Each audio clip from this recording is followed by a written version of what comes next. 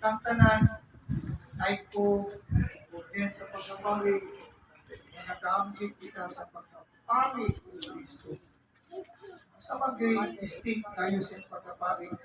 Bisan o tuod siya anak ikaw, anak sa Diyos, siya ang Mesiyas, siya ang kahimutan sa amahan tuwa sa langit, ang distinct kayo sa iya ang pagkapari o kiniyang pagsakripisyo alang sa atong kaluwasan. Kung mo ka ng iyang pag-alakad na walay pinutuman.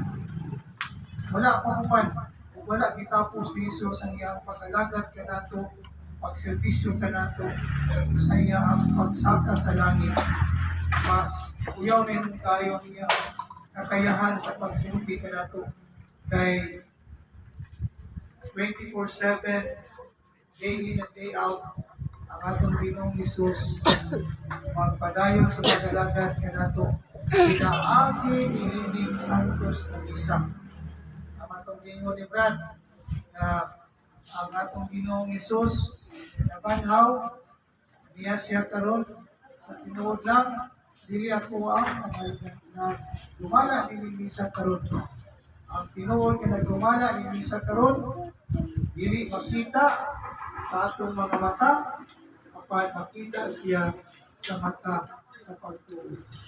So, siya ang nagumala nagbigay sa maong pagkaon natong pagadawaton na mao'y makapalimpyo sa atong kalag magpalimpyo sa pagkasing-tasing o makadasig ka nato sa pagpadayon sa pagkinabuhi. No? So, ako kaya siya nahagit alang kanilingin na naamo sa dapit nga naghan ay building.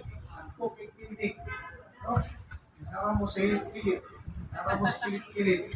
May nakasubo ba kay ang Ginoo na naghimo sa kalibutan pag iya sa yuta siya din wa siya yuta kamay na siya yuta ay mo ng squatter ang Ginoo no